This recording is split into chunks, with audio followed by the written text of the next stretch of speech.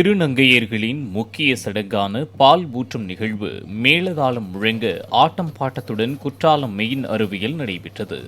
ஆணாக பிறந்து முழுமையாக பெண்ணாக மாறிட அறுவை சிகிச்சை செய்து கொள்ளும் 2 திருநங்கைகள் 40 நாட்கள் விரதம் மேற்கொண்ட பிறகு அவர்களுக்கு இல்ல பால் ஊற்றும் சடங்கு நடத்தப்படுகிறது.